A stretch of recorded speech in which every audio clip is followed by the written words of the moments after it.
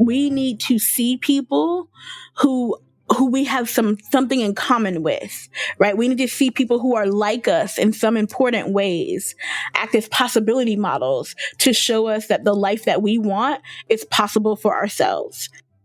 Welcome to Normalizing Non-Monogamy, the podcast where we interview incredible people from across the entire spectrum of non-monogamy to hear their fascinating stories.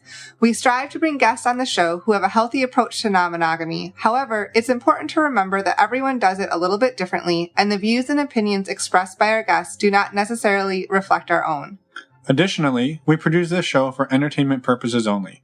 Please be aware that we aren't doctors or therapists. Consult a medical professional for anything regarding your health that you might learn about on the show. Enjoy!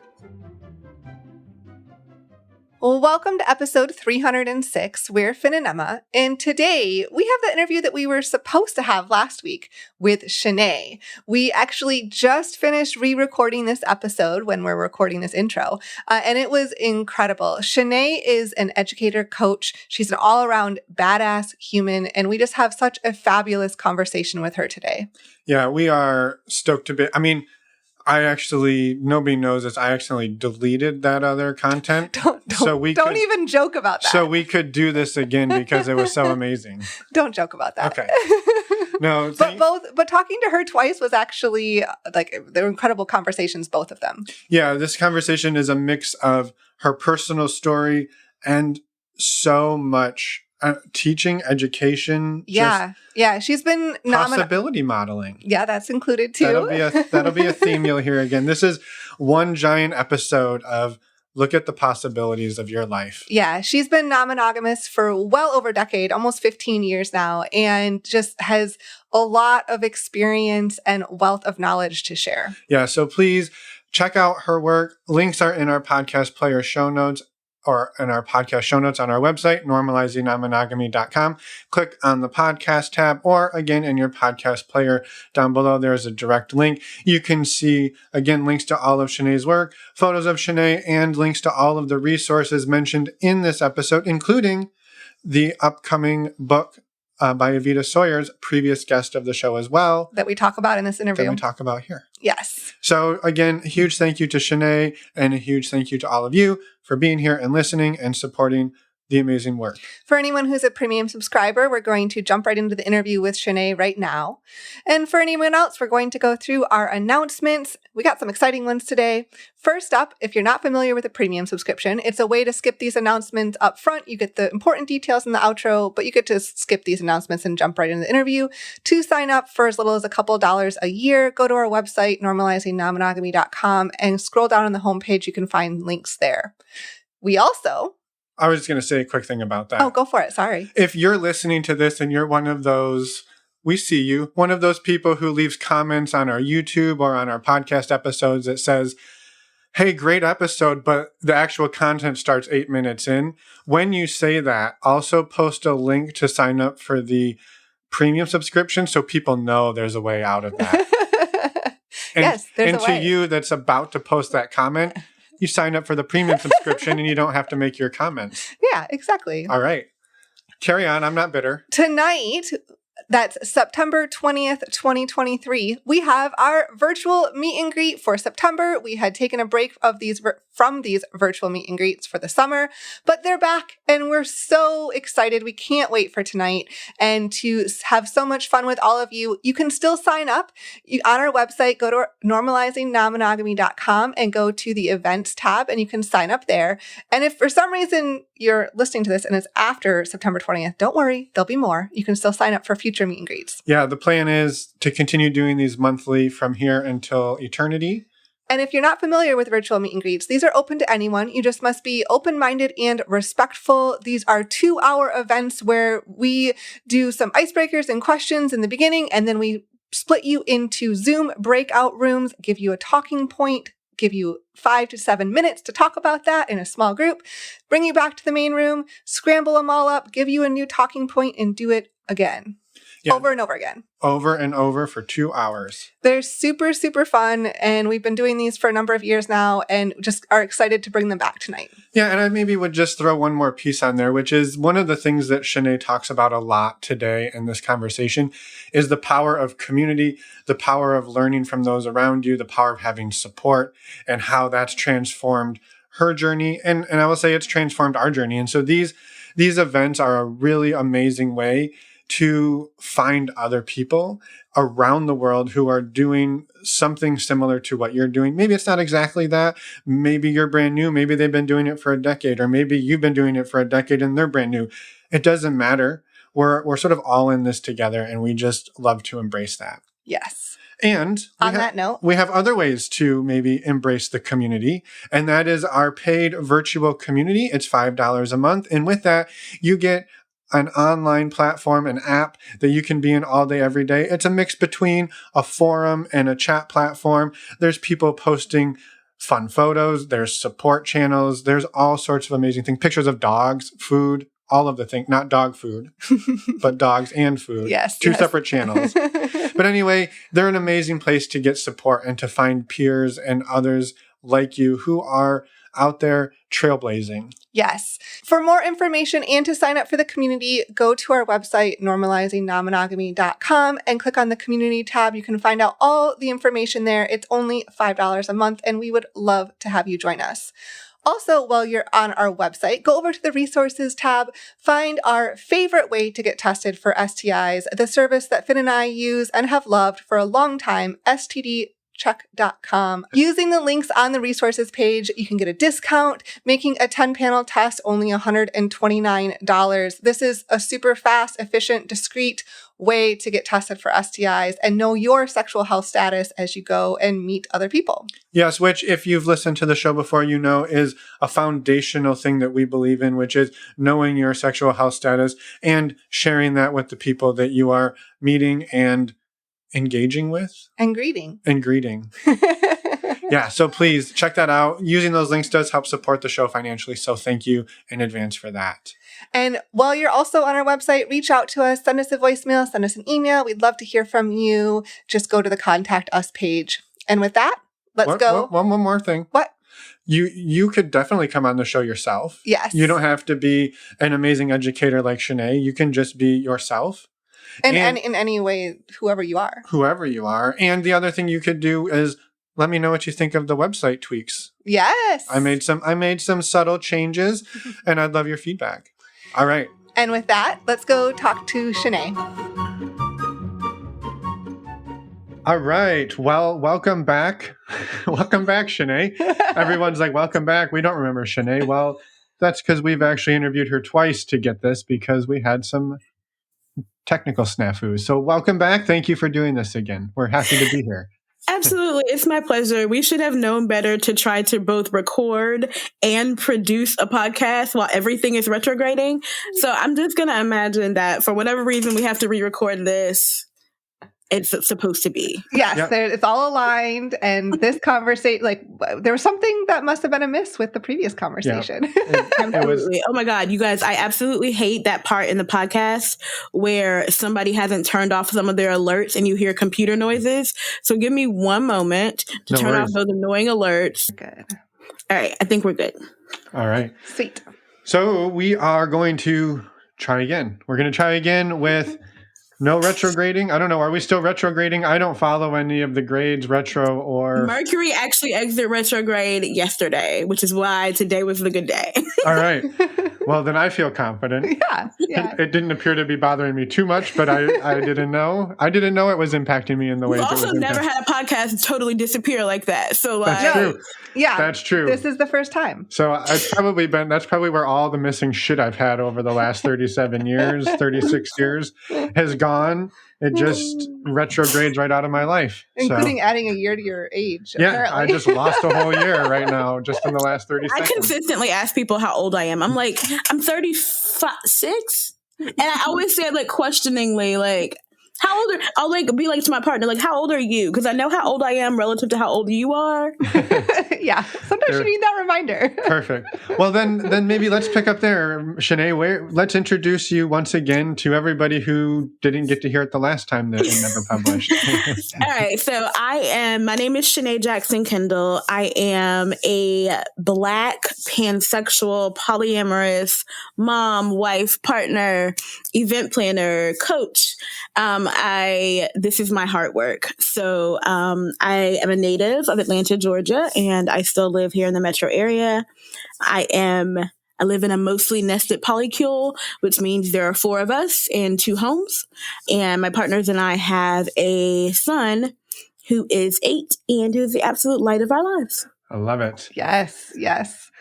I'm so excited to dive into this conversation again. I'm remembering bits and pieces of it, but I'm so excited for this again. And I want to say too, I think we're all similar ages. I just want to point that out. Yeah, and if not, we can just make it up on the fly. We've done that just a minute ago too. And usually I will say that, so, as we get into like who I am, so for, some positioning in life, I'm 36 years old.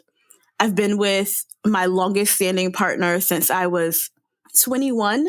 And we've been polyamorous the majority of our lives together, including when we got married, right? So I think that that's like a very important distinction.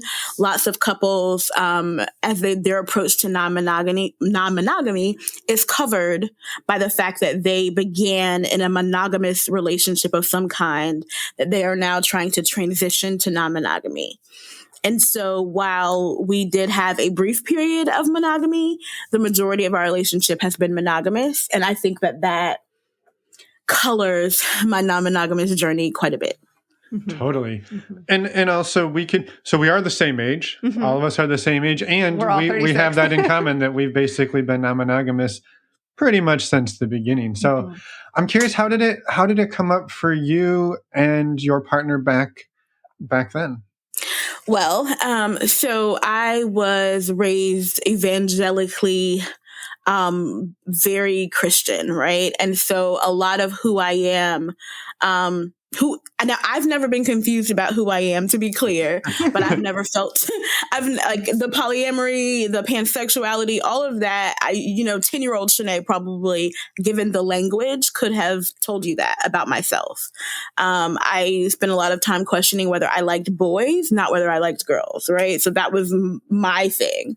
But I wasn't raised in a place where it was okay to be either of those things, right? And so I started questioning who do I want to be in the world and how do I want to show up when I was around 19. And, I came fully into that at 21. I left the super Christian faith I was raised in. Very culty. So much love for my family that I am so very close to, and lots of the people who shaped who I am, right? I focus a lot on the fact that we can't be who we are today if we weren't all those other people we used to be. So I do absolutely love all those other versions of Chaneé. But I know for me, the conversation with my now husband started when I told him I was bisexual, probably like less than a year into our relationship. And he was like, duh, I know that, right? And so it was very duh, I know that. And then we took a very classic approach to trying out non-monogamy. We just did it much faster than a lot of people do. Like, I find that people, like married people, often like get into non-monogamy via like, oh, we'll have the occasional threesome, or we'll go to swingers clubs, or it's often projected as a purely sexual thing. And that just wasn't something that was fulfilling for my husband or I. And so we basically one day looked up and had a girlfriend. Quite like that's really what happened. We realized like the relationship that we thought was just like fun, sex and games. Like, oh wow, she hasn't been home in several weeks, right? She has a key. We're having these like group conversations about feelings. Like, what does this look like? And so once I found myself in a triad for the first time, I was like, wow, maybe I need to look into the words and the language. So in the timeline of my life, those conversations were like 25, maybe 20, 24, 25. So as we started having those conversations, it became clear to us that we were both polyamorous very naturally. It fit very well. Like when we looked back on our like romantic history before we even met each other, that made perfect sense. And so I began identifying and we began being very publicly polyamorous quite early in our relationship. Starting with that triad. Right. I'm curious, you kind of said that it almost sounds like you're on the fast track of you woke up one day with a girlfriend and we're in a triad. But I'm curious, the lead up to that, even if it was only a few weeks, the initial steps of cracking open a closed relationship, even coming out as bisexual, I would imagine coming out of the religion that you did, like all of those, maybe they were fast steps, but were they big steps for you? So I am a person who does not at all subscribe to the idea of coming out. I'm going to also note that I realize that there's a lot of privilege inherent in that, right? Mm-hmm. There's privilege to say, but one of the things that when I like my vision of the world for my child or children is absolutely that no one will assume who they are, right? Mm-hmm. We only have to come out because people assume that you are heterosexual. People assume that you are monogamous. And so I have never had a coming out conversation with anyone. Lots of people in my life simply met my girlfriend and then they were left to do the math, right? And I've also never come out as polyamorous. You simply meet my multiple partners and you're like, oh, wow, look at this thriving marriage. My husband and I will have been together for 15 years and married for 10 next year. And like all of my relationships, both platonic and romantic, tend to last a long time. So thankfully, nobody has had anything to say to me, but I'm always welcoming of anyone who does want to ask questions because ask away. We're good over here. So I just simply haven't it wasn't a hard process for me because I didn't feel like I needed to tell anybody. I am a self-supporting adult who can do what I want. And so I simply have. Yeah, and it makes sense then why when you had the conversation with your husband or your partner at the time to say, yeah, I'm bisexual, it was a duh. Like it sounds like you just sort of live who you are and the world can accept it or they can not, but that's not really on you then. That's absolutely a good way to put it. I've been kind of exploring with one of my partners. We've been having this conversation. I was like, why do you think I don't give a fuck, right? Like, this is a real question. Like, why do you think I don't care? I was like, do you think that's like a natural disposition I was born with? Or is it some part of like my nurturing? And his viewpoint on it is that, but I've always known I was loved. And because I've always known I was loved, that knowledge made me feel secure in being who I am. And so I will say I do speak a lot about the relational privilege that I have, right?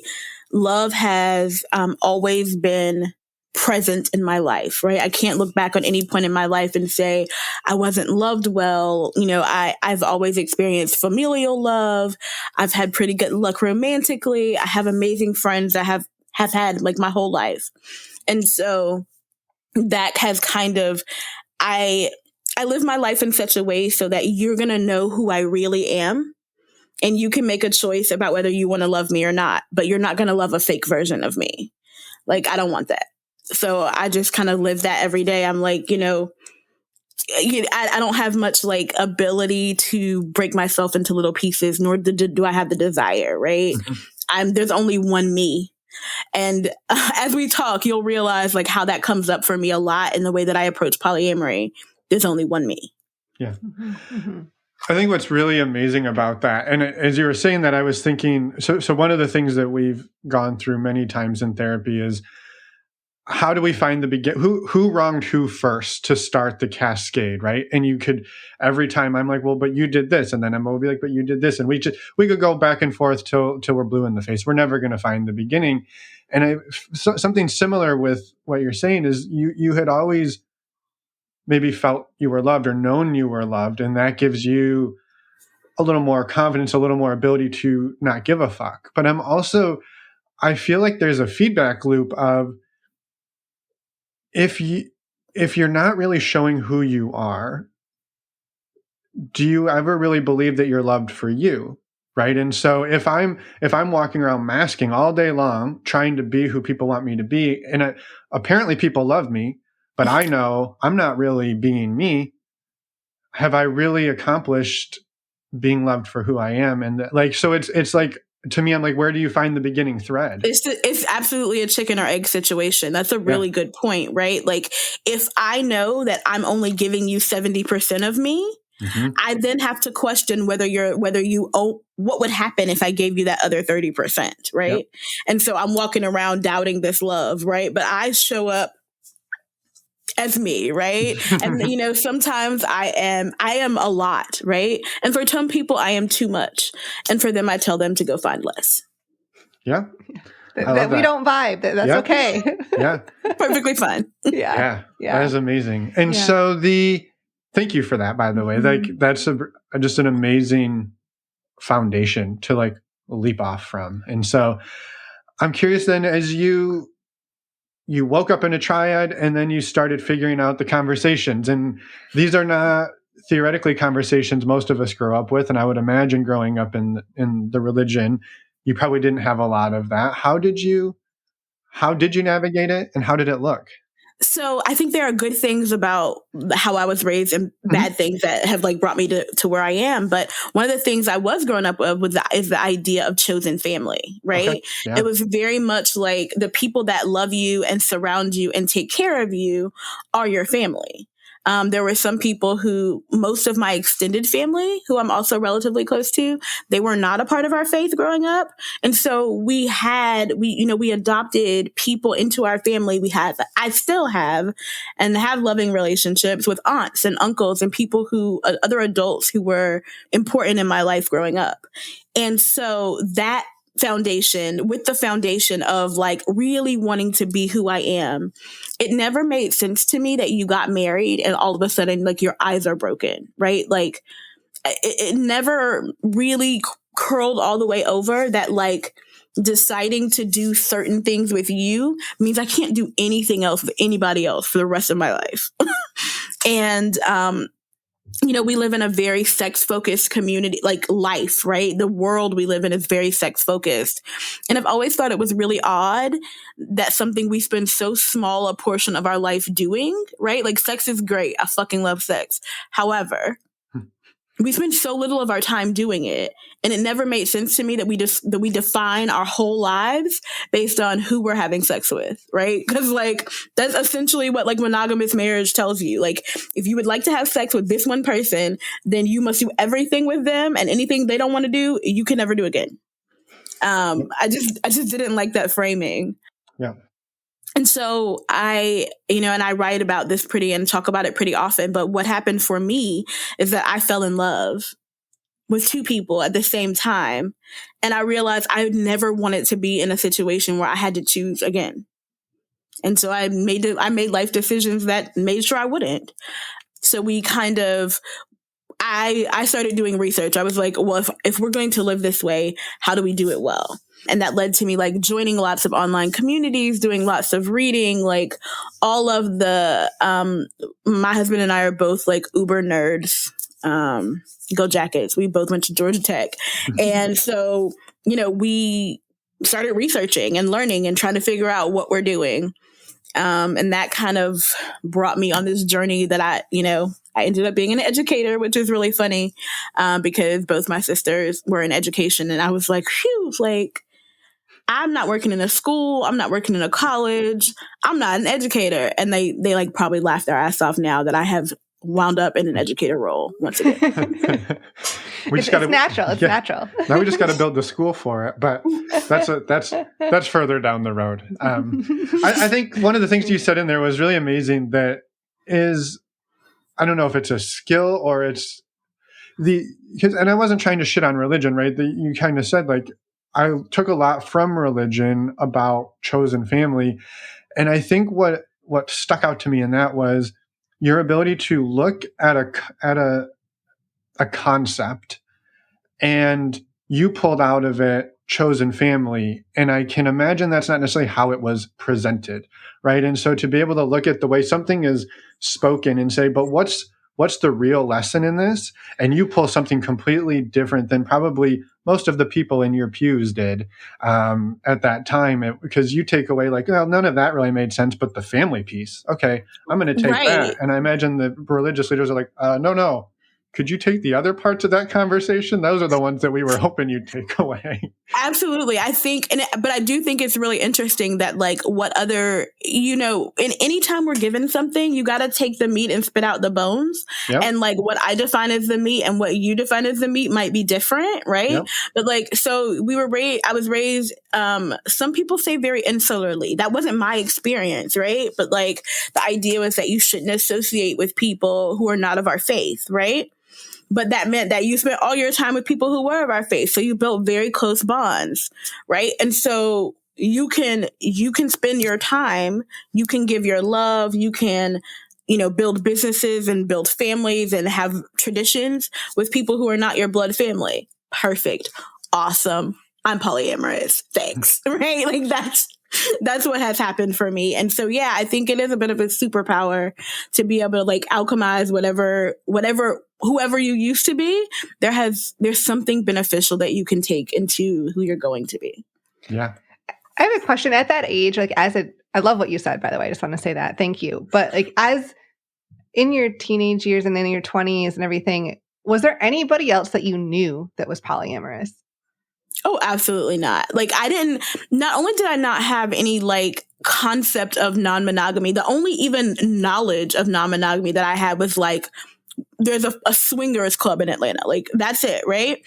But even my idea of what it meant to be queer, right? There was two types of queer people. There were effeminate, slight, white men. And then there were older, white, butch lesbians. Aside from that, there was no space for high femme, fat Black women to be queer, right? Like that was not my experience. So much of like coming into myself was finding people who were like me, right? Like you can be queer without changing your gender presentation.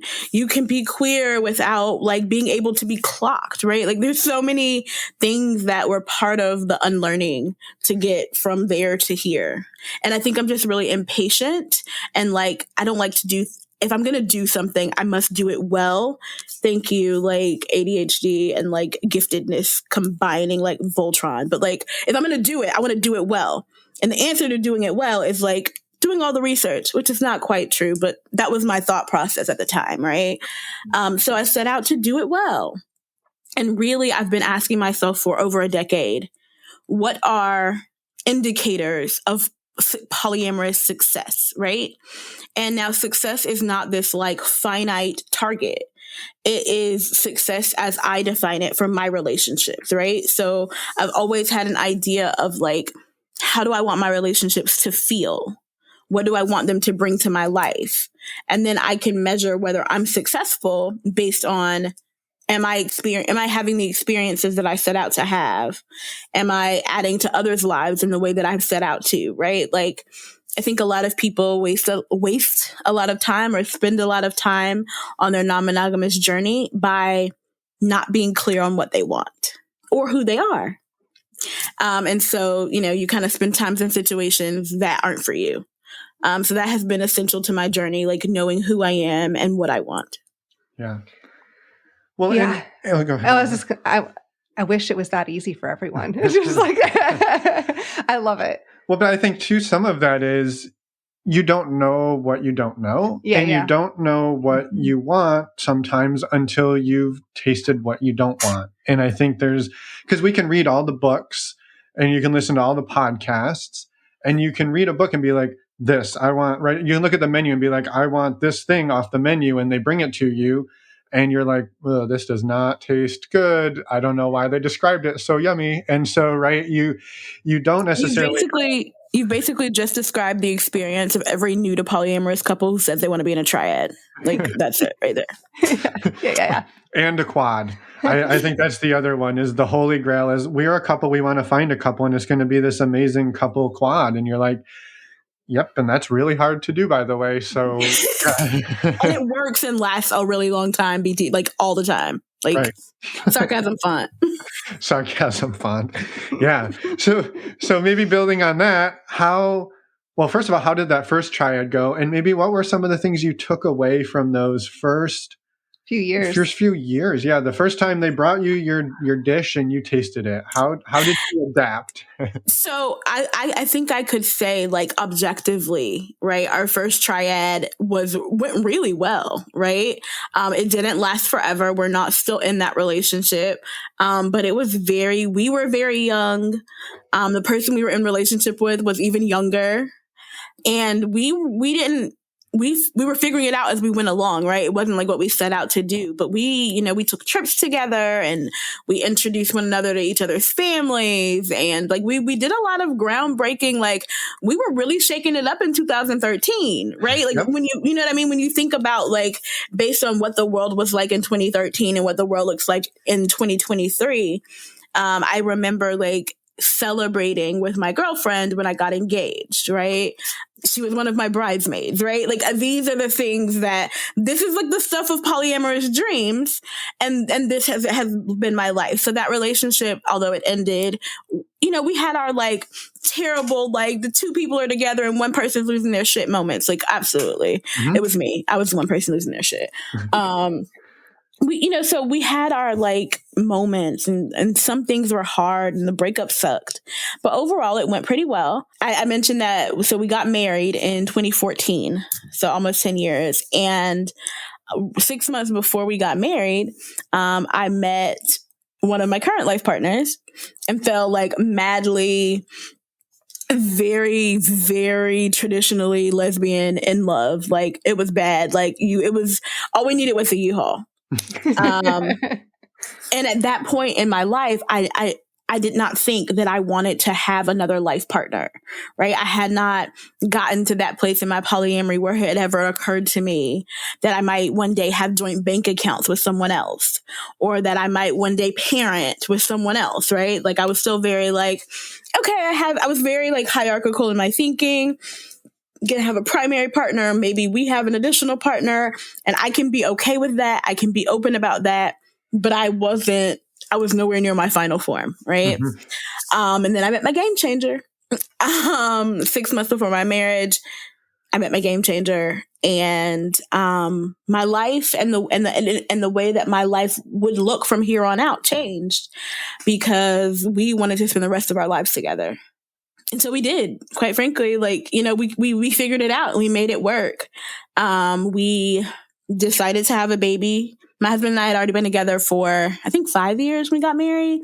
And we decided to have a baby shortly thereafter. He was born, like, 13 months after we got married. And in the time between, 6 months before my wedding and the time our son was born, my partner moved in with us. And moved from another state and moved in with us. And the three of us set about early parenting, which is hell in a handbasket. And if anybody who is listening to this has a newborn, like, if your child is under 18 months, I'm sending you all the positive vibes, a little bit of sleep, some, like, really chilled wine that you can drink very quickly while the child is sleeping for 45 minutes. Like, it was hell. It was better because there were more of us and we were well supported. But it was a difficult time for our family, and the three of us were still learning to work as a unit, and, like, all the ways that we could do that, and then what it looked like to have time independently and all that stuff. Well, geez, I mean, even learning to parent with one partner, two people. That's a game changer in and of itself. And then you add in navigating a new relationship.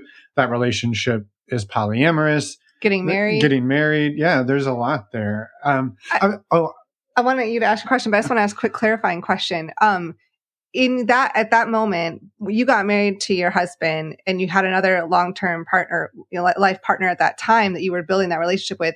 Was your husband and your life partner, are they in a relationship of any sort, or metamors, or what does that relationship look like? So they are in a relationship now. I always fuck up the timeline about how long they've been together.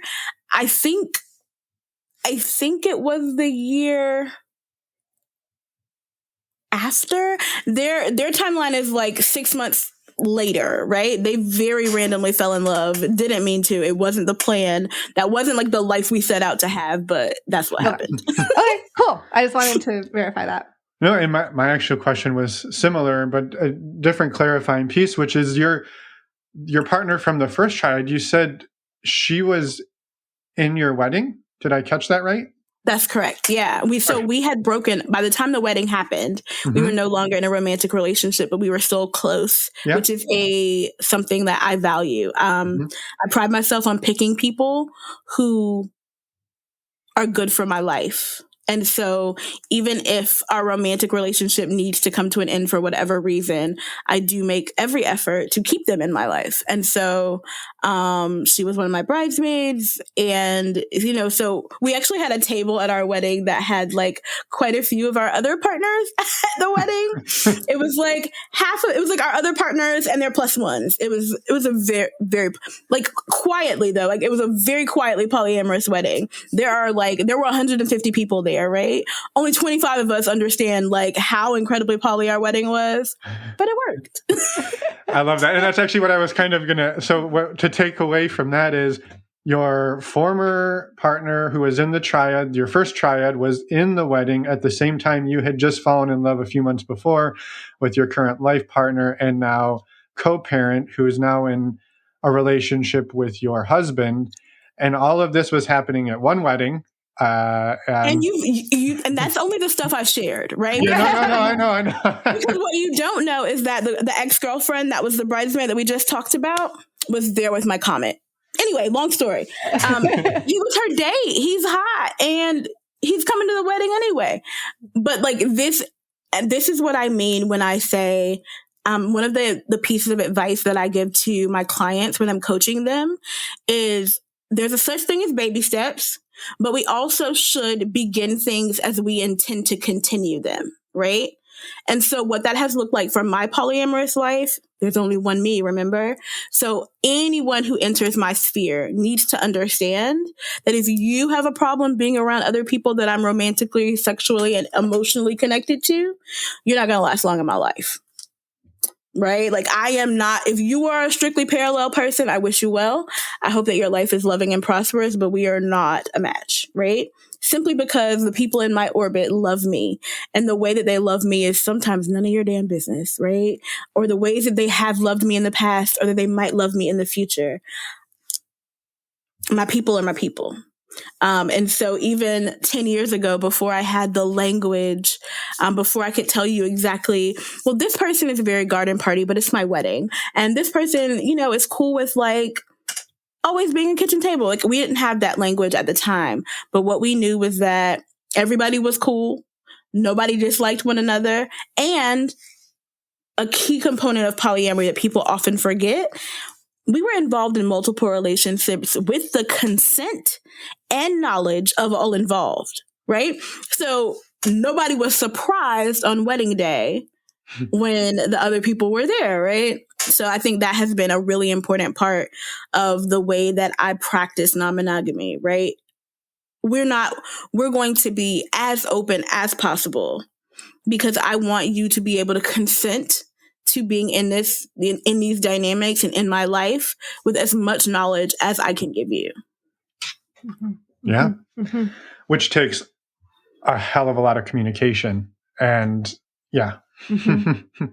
I spend my entire life, my entire day, like really, what do? I talk to people. I talk to my partners. I talk to other people about their partners, right? Like I know people hear it a lot, like, oh, what do you really need to be like successfully non-monogamous?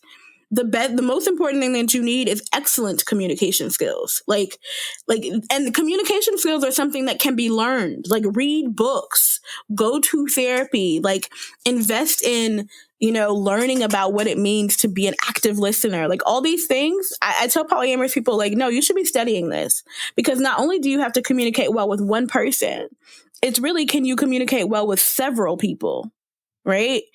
So a lot of times I find that people who are struggling, at whatever point in their non-monogamy, it's because they haven't honed their communication skills. How long do you feel like that took you to hone? I'm still getting better every day. That was what I suspected your answer might be. It was no, I mean, and when I say that, I mean it, just because it took me 5 or 6 years to understand that if that's just the way that I am was not a valid reason for making mistakes in the way that I was communicating, right? Like I am very passionate and I tend to get really worked up in general. It's just my personality, right? And I could be like mildly upset about like not getting all flats. Like it could be that simple and people will think I'm having a conniption and I'm like, no, I'm just like excitable. But it took me a while to learn like you need to communicate in ways that are effective. Controlling your tone of voice is an absolute essential way that we can communicate effectively, right? And so some people will be like, why just talk loud? Well, you talking loud is preventing us from communicating well. So now what do we do, right? But I think that by choosing my partners well, my communication skills are constantly being leveled up, right? We constantly face situations and experiences where I realize like, yo, we have all handled that way better today than we might have 2 or 3 years ago because we have all like worked on our communication skills. And when I meet new people, it's very easy. I see very quickly, right? Whether do we communicate in ways that bring peace to my nervous system, right? Do we communicate in ways that resonate with who I am as a person? Like, what happens when we have a disagreement? Do disagreements turn into arguments? Or can we figure it out in a calm conversation, right? So that has been a really good way to like weed out people that I might otherwise date. Mm-hmm, mm-hmm. And I thank you for all of that. I recognize that.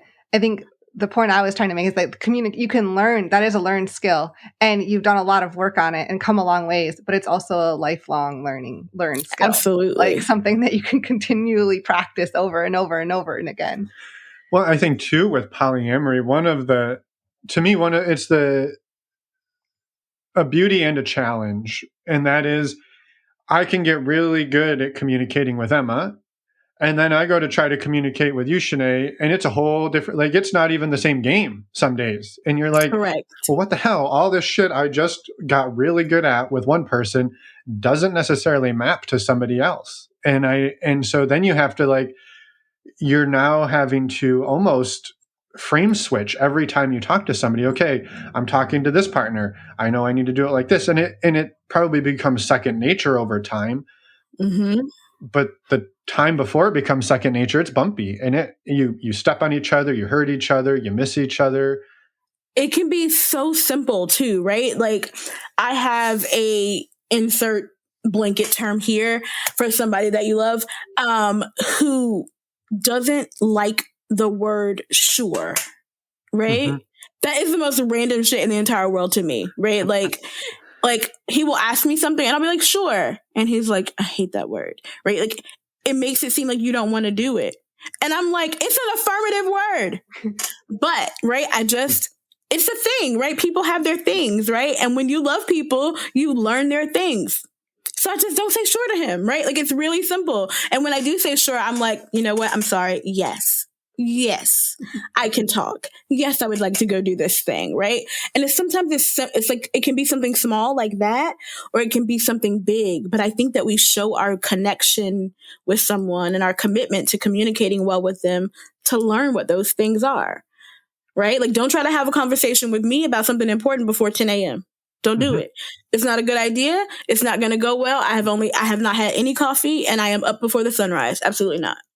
Right. Yep. It's a thing that you just learn about your people. So I think that idea that when you're relating with multiple people, getting good at communicating is relative only to that one person.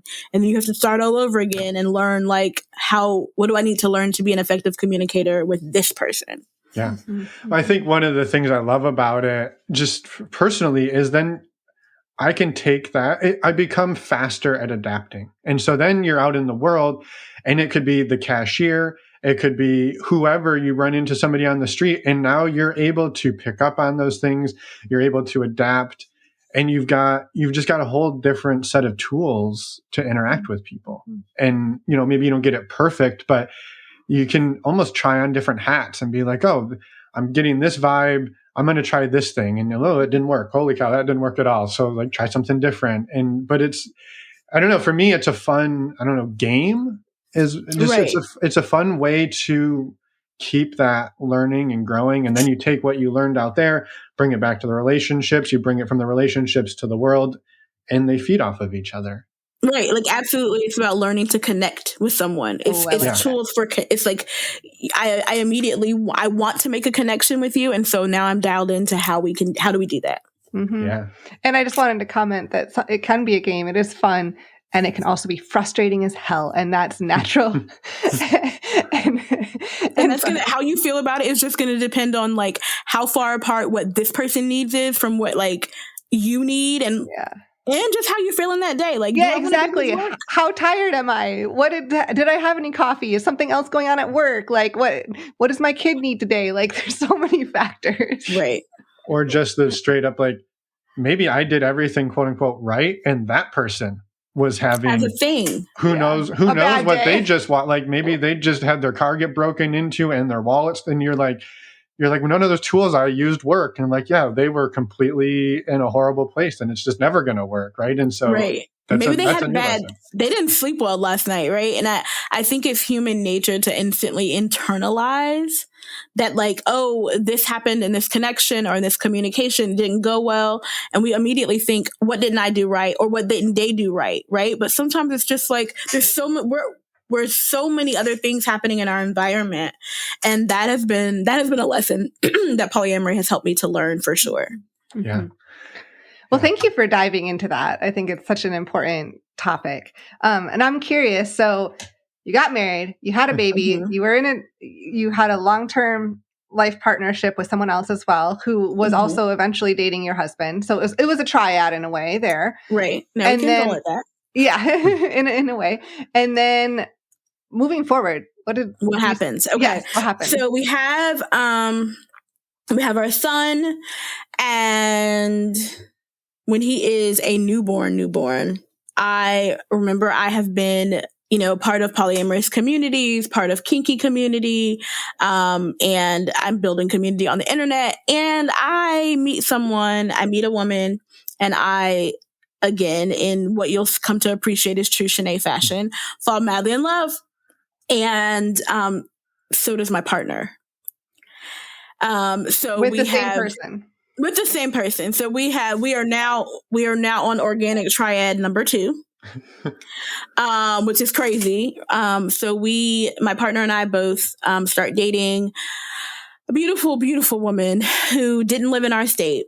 Very quickly, we realized that this is a big thing, right? And so we're dating her. We have a newborn. So, she's coming to visit us. We are, for longer visits, we're going to see her for smaller visits. And basically, eventually, quickly, I guess you could say, she forms a bond with all of us and with our child. And we realized that our child was supposed to have 4 parents, not 3. So, I mean, from the moment that she first held our son in her arms at 3 months, he has been in her arms ever since. And so realizing that was the way our family was supposed to be, and that was the universe's plan for our family, when he was right before his first birthday, she moved to Georgia. She's always maintained her own residence because that is her preference. And also it's nice to have the option to be together without the necessity of being together. And so that is the story of how our son got 4 parents and how, we formed our mostly nested polycule. Mm-hmm. I love that term, mostly nested, because it is like you have 2 homes, but it's still with bouncing back and forth a lot, right? Right. And I think it's like that I think the important part is that we maintain a home with more than 2 adults, right? Because honestly, I don't even know if you could say that 2 adults is the standard for homes, right? But like when people think of the nuclear family, they think of a family with like a husband, a wife, and kids. And so our family is not at all like that. And I think a lot of times what a lot of families, non-nuclear families that are polyamorous, The difference between my family and theirs, right? And not that like it's a competition, but I do have the benefit of having been here for a while. Like, this is not a new thing for us that we're just now experiencing. We have been doing this for 8 years and counting. And we've made all the like mistakes. We know I'm not gonna say all the mistakes, because I'm sure there's more mistakes for us to make, right? But we've done a lot of the introductory things. We've talked about finances. We've managed finances. We've gone through lean times where someone was out of work, or, better times where everyone's working and everyone's thriving. And we've kind of gone through, buried parents, and we've dealt with sick parents, and we've gone through a lot of the ups and downs of life together. So I get to talk about my experiences in the retrospective, which I think there is benefit, right? I think there's also benefit in like talking to people as they go through it. And so I've realized that there's a need for me to be more vocal about what's happening and what has happened in my life, because I am the voice of experience. Mm-hmm, mm-hmm. Yeah. I love that so much. And I think as you were talking, you kind of talked about earlier where you're like, yeah, we started the research and we did all this research. And I think what comes up for me sometimes is learn about attachment theory. It's really important. I agree. I would say read Polysecure even. But Polysecure is not going to help you figure out the logistics of who's going to be at a funeral, or how are we going to communicate around somebody just lost their job and we're all moving in together, and now somebody feels slighted because they're paying more for those. Those are things that, like, kind of good luck finding a book about, right? Mm-hmm. They're experiences that you can really only experience and learn through the experience. And I think you can pull in skills, right?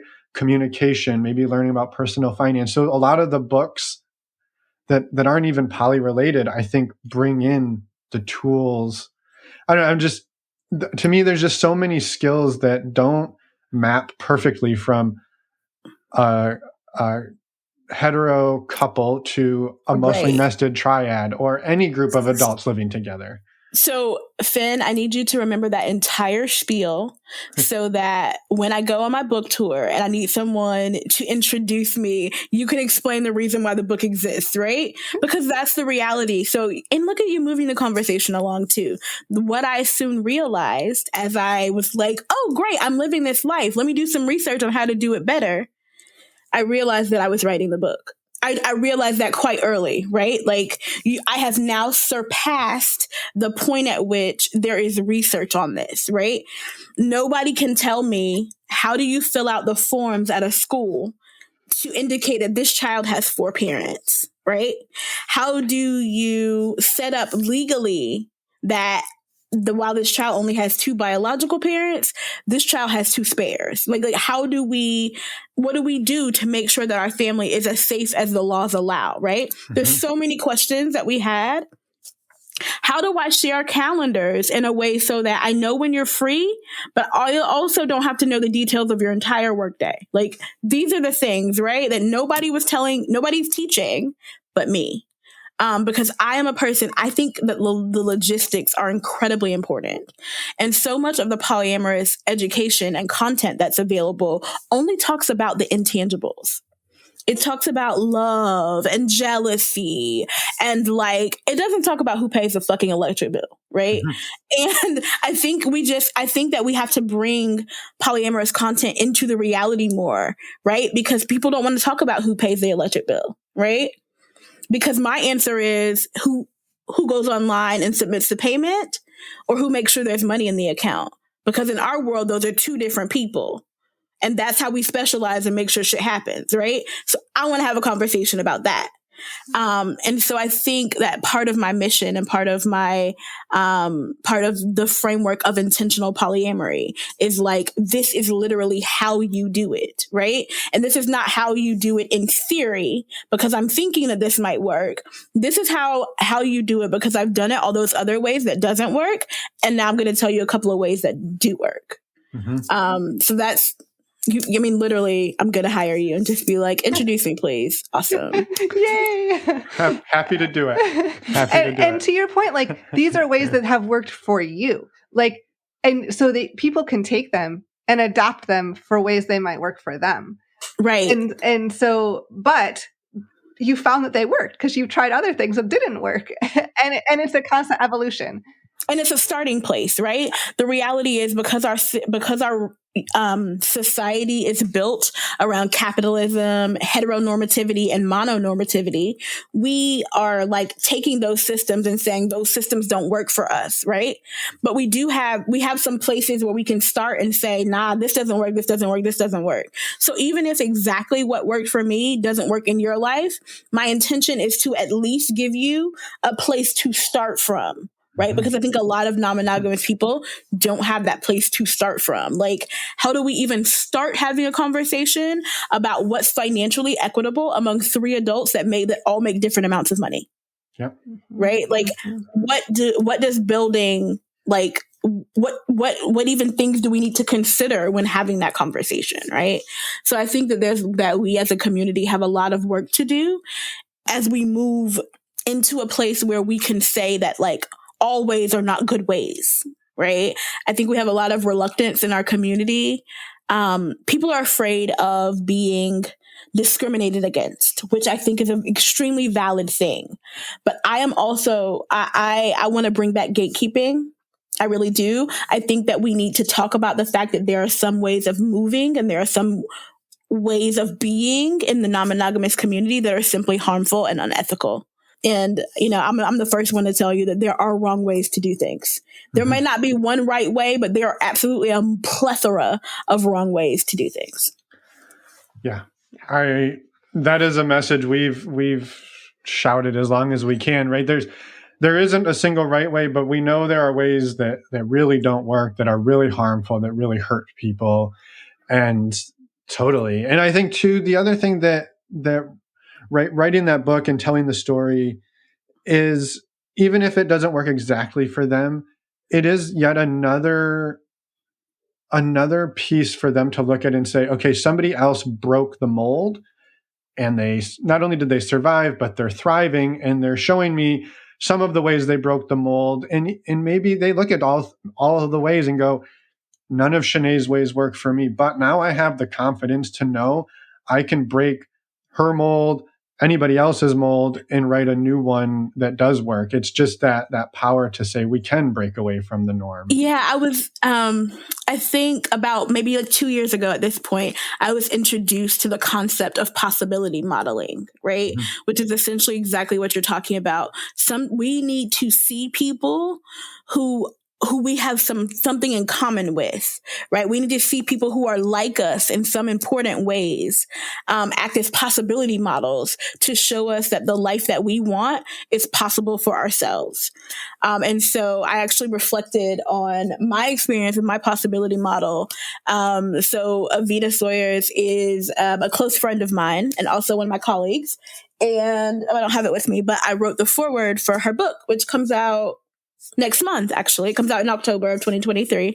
I have to remember that podcasts are like perpetual. So I should say like the book comes out in October 2023. But in the foreword, I reflect on how important it was for me to have seen someone who I had things in common with, openly living a polyamorous life, and how I use my privilege, the privilege that I have, that where I can be openly polyamorous and talk about it and do this work to like hopefully be a possibility model for other people who are like me in some way, who want to know that they too can live the life they want to. Yeah. Mm-hmm. It's amazing. Yeah. And a huge shout out to Evita. And yes. We've interviewed her before. We're interviewing her again this fall to help promote the book. I'm hopeful by the time we get there, it's New York Times bestselling author Evita Sawyers. Yes, but hey, I cannot wait. Like my friend and bestselling author. Like I'm so ready. I love it. Yes. I love it. Well, I just have a logistical question because I wonder if people are thinking this. Like you mentioned, like the importance of logistics, the importance of finding the strengths of who, like everyone's in your polycule, what they can contribute and what their strengths are. Do you have like group meetings? Do you have like intentional time to like sit and plan all together? Or and we could talk about this for a long time, but like just kind of like I'm curious how did we make it work? Yeah. So the honest to God truth is that the structure around how we do things has loosened through the years, right? So I would definitely say we used to have very, like, we had a lot to talk about in the beginning. Like, all relationships are like that, right? When you're deciding how the money works, when you're deciding how the children work, when you're deciding how social stuff works, right? You have a lot of there's a lot of talking. So, like, we used to have a lot of sit downs, not regularly scheduled, but like, we need to talk about something. So we do, and we sit down a lot, right? Those, what used to be hour and a half long conversations on the couch, have turned into like 5-minute discussions in the group me, right? But again, the logistics, right? Because it's a group, having a quick and easily accessible method for group communication is essential, right? So you decide what way you're going to use. We have a family group me. We have a family Marco Polo. We share our locations. We share a calendar. These are the things, that's the framework that allows our family to seamlessly move without having to sit down for an hour and a half every Sunday. I do think that the best practices when becoming new to non-monogamy, when entering non-monogamy, or when like doing anything new, right? So even I try to like input more frequent check-ins when I'm dating someone new, or when a partner is dating someone new. Any new things that are happening, I think we up the level of communication until we get used to the newness. So, but I will also say that of the 4 adults, I do not have a full-time job. The rest of them do have full-time jobs for other people. I work for myself, and that also makes me the default parent as well as the logistics coordinator in chief, right? So I'm the one who routinely, not to say that my partners don't look at the calendar, but I'm the one who routinely looks at our calendars and makes sure that we have kid coverage. I am like, oh, there's a conflict here, 2 people are supposed to be out of town. We do tend to, unless we're all intentionally going somewhere together, we like to operate, again, immense parental privilege, but we like to operate as, we call 2 our skeleton crew. And honestly, because we've gotten used to parenting as a foursome, 2 feels like a skeleton crew. And I'm like, how do people do this all the time? Like, he talks to me a lot, y'all. Like, when all 4 of us are not here, it's a lot. So I am the one that's like forecasting for our calendar, and I'm the one that's like budgeting in advance. Like, May through July is like hell on our budget. We have like my birthday and our wedding anniversary and Mother's Day, and there's 3 of us. And then we have my son's birthday and Father's Day and my other partner's birthday, and that's just May and June, right? So like, somebody has to plan those celebrations, someone has to budget for those celebrations, someone has to like keep the world from knocking off its axis while we're trying to do all those things. And that's my role. I do that work, right? So it's a lot of emotional labor, it's a lot of mental labor, but that's what I've chosen to do. That's the role that I play. I also, don't worry that when I go to pay the electric bill, there's no money in the account to do so, right? So one of the best takeaways one of the best pieces of advice that I can give to people as they are like being very intentional about planning their non-monogamous life is to be very upfront about your trade-offs, right? Like, understand that there is give and take in all relationships. So know what you're willing to give, know what you want to receive, and hold yourself to the standard of like, hey, this is what I said I would give, and being able to communicate if your capacity changes. Those things are really, really important to being able to be happy in the long term in your relationships. Yeah. Thank you. Thank you for expanding on that. I just wanted to touch on that a little bit because just curiosity of how you all make it work. Yeah. I mean, I think it's not much different than a small business, right? That you go into a small business, right? You've got maybe the engineer who's designing the thing. You don't want him boxing that thing, right? You don't want him being the shipping guy, and you don't want him to be the marketing guy. And so, could he put out a marketing flyer, or could they? Yeah, probably, but it's not going to be real great. And so I think you find, where do you thrive? And then you all pitch in, and it's not, well, Chaneé does 97% of the things and everybody else is just hanging out in the living room waiting for you to get done, right? You said like, I might pay the bill, but somebody made sure that money was there. And you don't even have to go and look in the bank account. You just know I can click pay and it's not going to bounce. We're not going to get an overdraft. Like, that's somebody else's job, and they're doing theirs because you're doing yours, and you're doing yours because they're doing theirs. And it's the synchronicity of it all. And that's absolutely true. I think that it's really funny that you said all that, because I was raised as an entrepreneur. My mother, my entire life, my mom quit the last job where she worked for someone else the year I was born. So my mom was an entrepreneur, has been an entrepreneur my entire life. So I have a very entrepreneurial background, and I've been running small businesses my entire life. I also went to school for marketing. And my husband is an engineer, which all of that was really funny, right? We definitely don't want the engineer managing the calendar, but everyone can be better at that thing they do if they can specialize, right? So like, and I think it's really important to just like make some essential call outs, right? Because in our society, a lot of the work that is traditionally labeled women's work is not valued nearly as highly, right?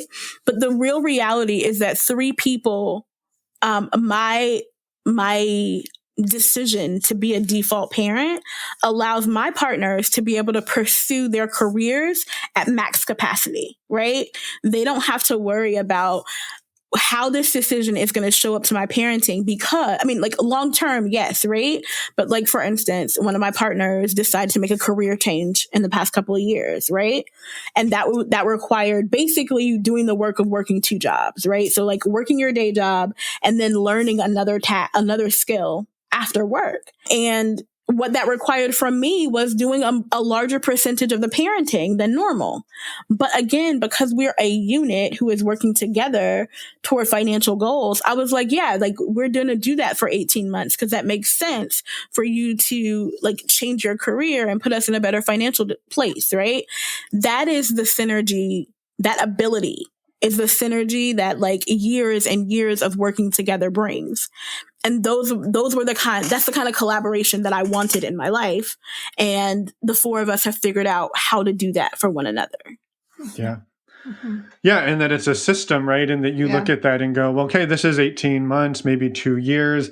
And throughout that, right, you're maybe covering or even balancing in a way that it's not necessarily impacting that partner's ability to be a parent or show up, right? You're not like, yeah, sorry, son, he's just not here because you don't throw people under the bus. It's right. You're like, hey, yeah, we're doing extra, we're doing this, we're doing that, and it's a season. It's a season of life. It's not the new norm. It's not. So I love that. And even the way we communicate about it to our son, right? Mm-hmm. Like, Ma is working on a project so that she can change jobs and ultimately spend more time with you, right? Yep. But in the meantime, right, like we put it in terms he can understand too, right? Like we talk about it. We're like, hey, you really like going to the beach, and we are like trying to get more money so we can go to the beach more often. Like, and that's the reality, right? Sometimes I have to do that to myself.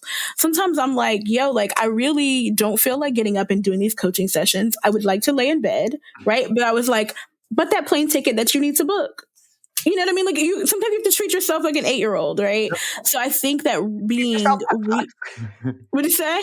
Give yourself pep talks. Yeah, but I think it's essential that I think there's an amount of like honesty and transparency that the way we live our lives breeds, that is just, for me personally, is refreshing, right? Mm-hmm. I am honest about, some days of my life are incredibly glamorous, right? Some days I can lay in bed, all day until I go get a pedicure and pick up my son, and that is my day.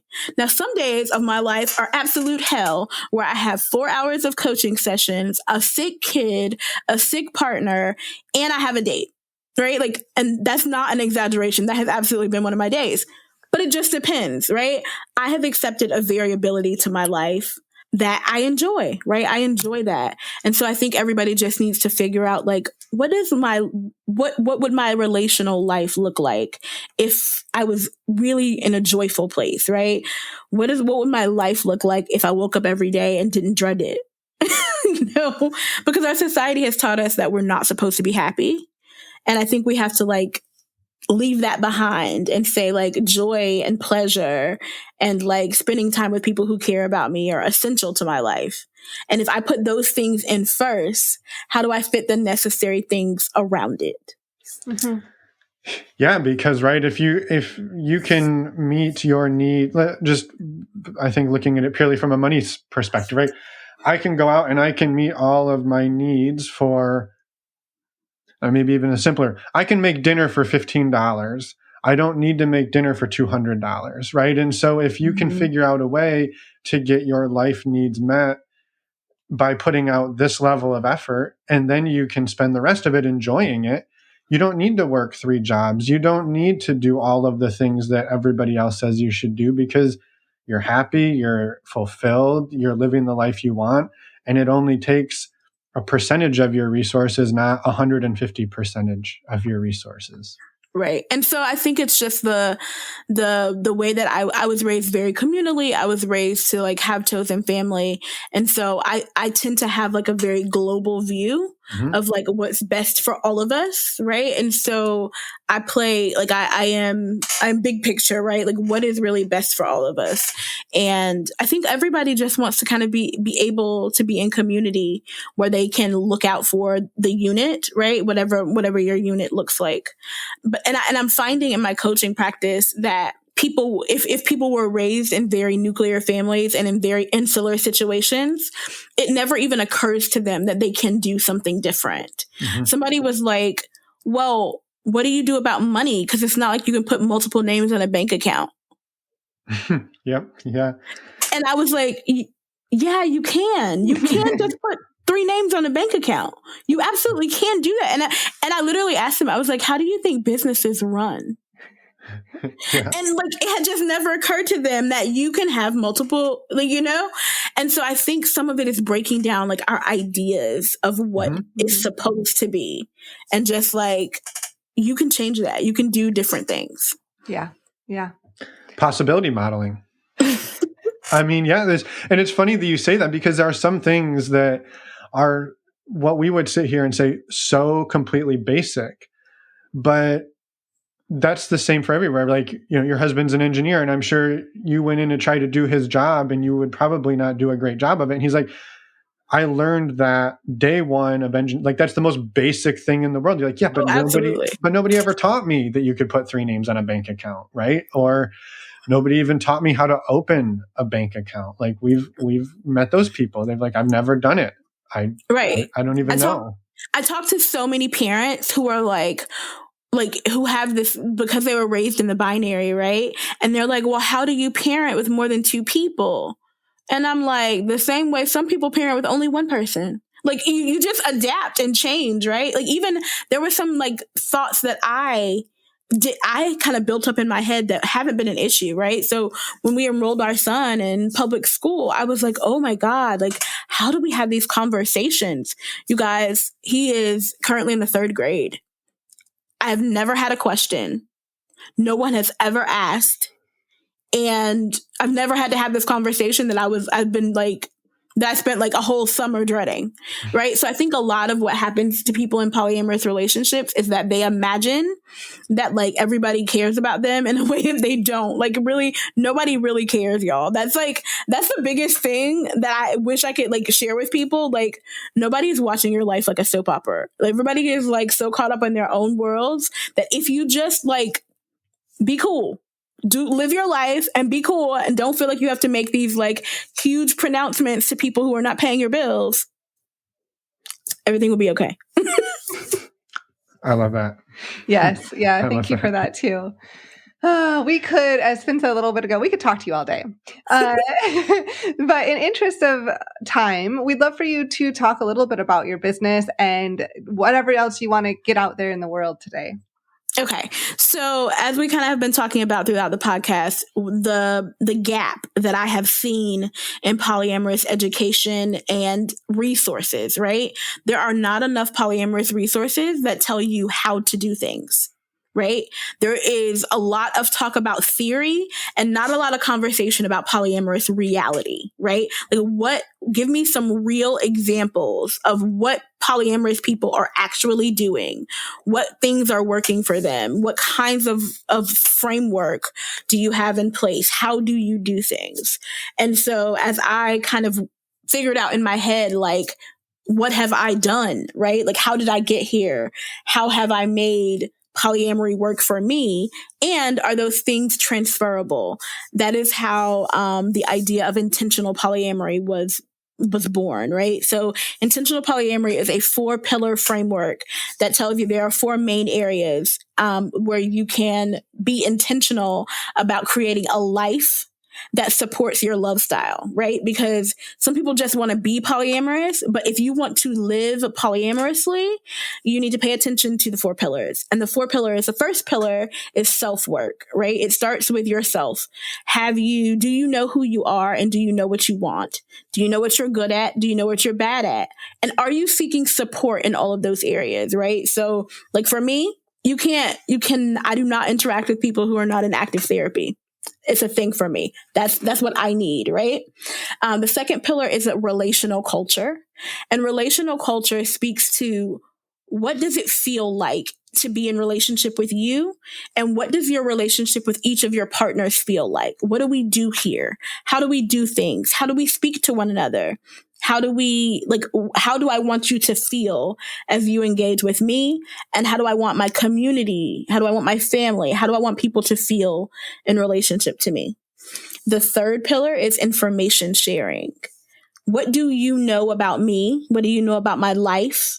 What things do we share passively, like perhaps sharing a calendar or sharing locations?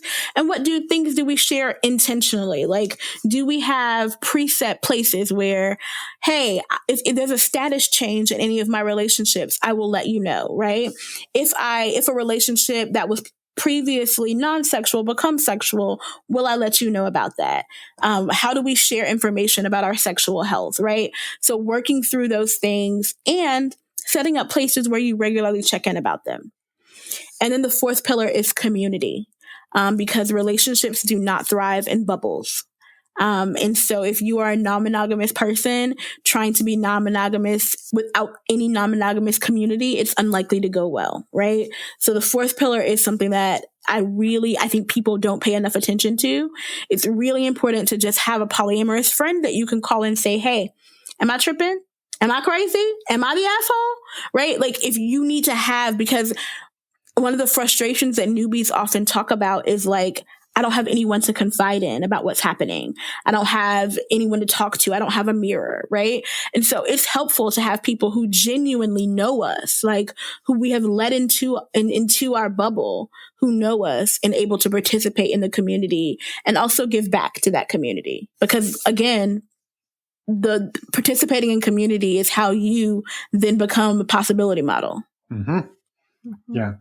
That it's not just what can you take from the community, but what can you give back? And I think too, there's the fact that when you teach something, you learn it in a way that you couldn't have learned it just by being taught, right? And so turning around, sharing that knowledge, holding space for somebody, like, that's incredibly powerful. Right. And so it has been it's been transformative for me to teach intentional polyamory. I teach intentional polyamory in small cohorts of 20 people or less that go through the program in 6 weeks. And so it's about, as we work on the pillars, both independently and together, we take, a week of preparation, then we spend a week on each pillar, and then we have an integration week. It builds lifetime bonds, right? Like the amount of support that happens, it has been life-changing for me.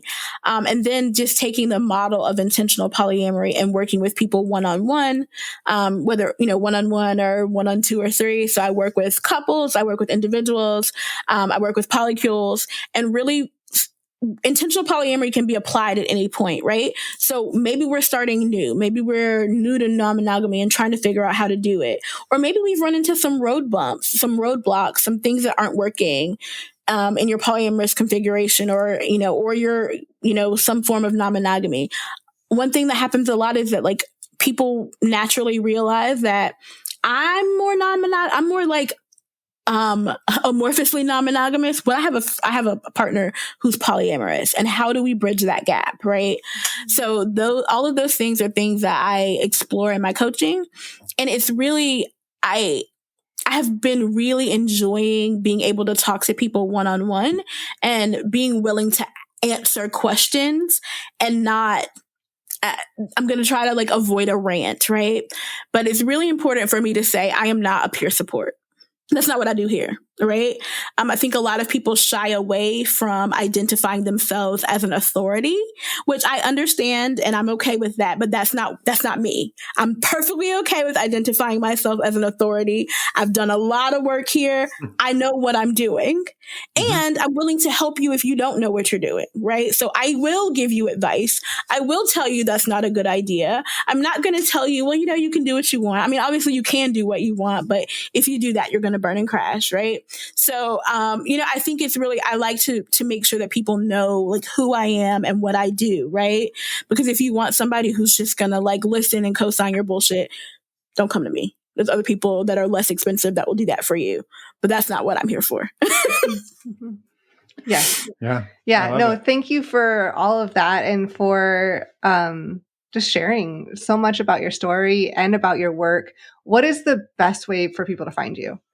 So the best way for people to find me, I'm at Chaneé Speaks anywhere on the internet. So you can find me at Chaneé Speaks on Instagram, TikTok, Twitter.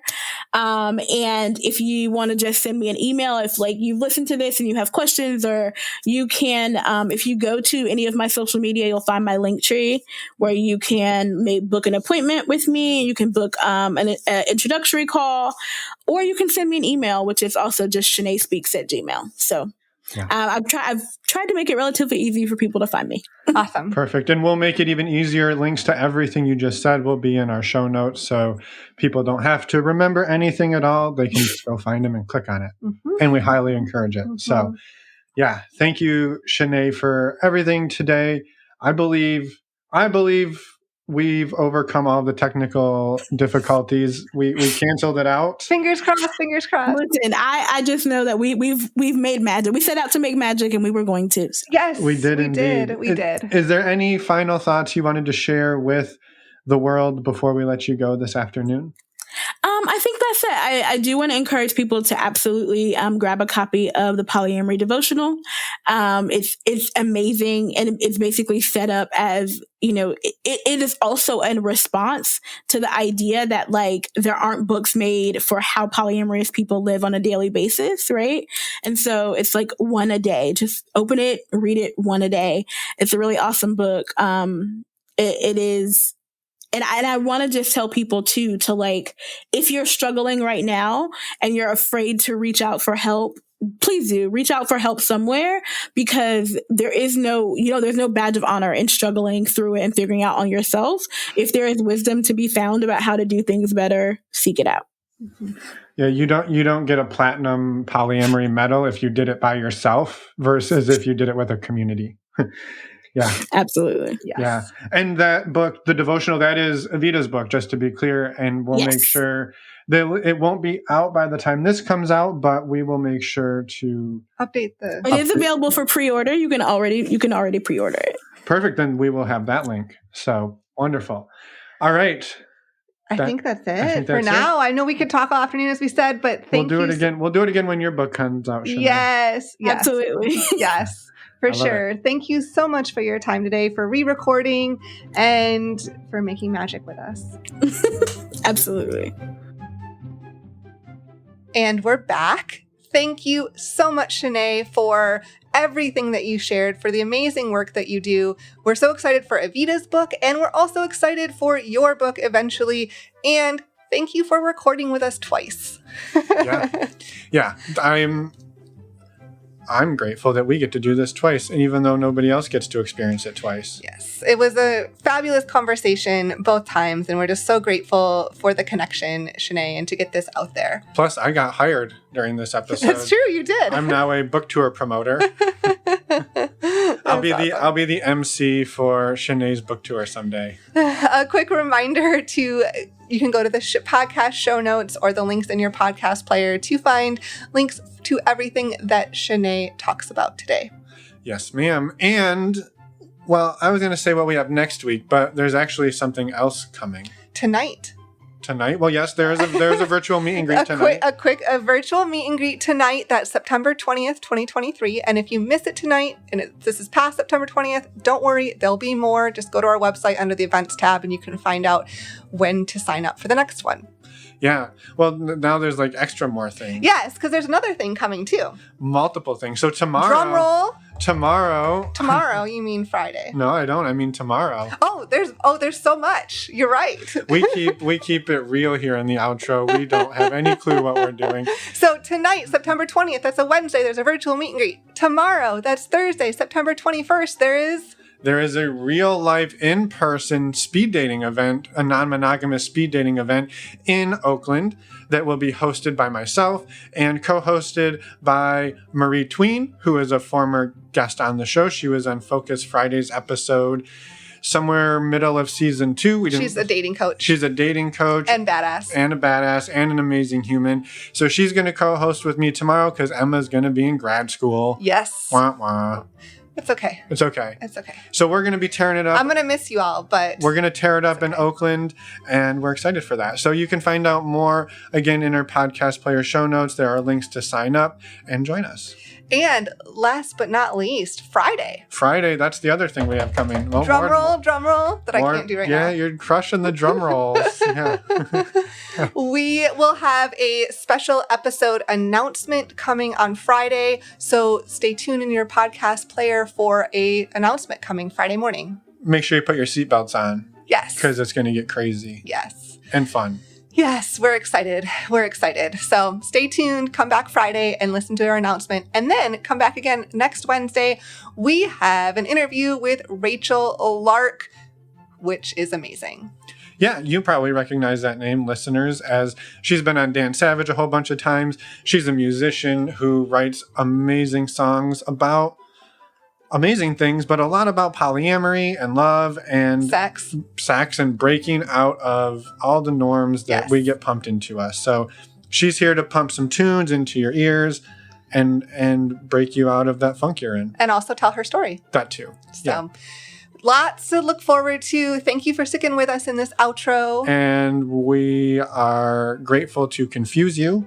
We love confusing you. So we did a good job today. Email us if you have any questions. Yes. And you can find that information on the contact form on our website. We will see you all next week or tonight or tomorrow or Friday. Bye, everyone. Thanks for listening.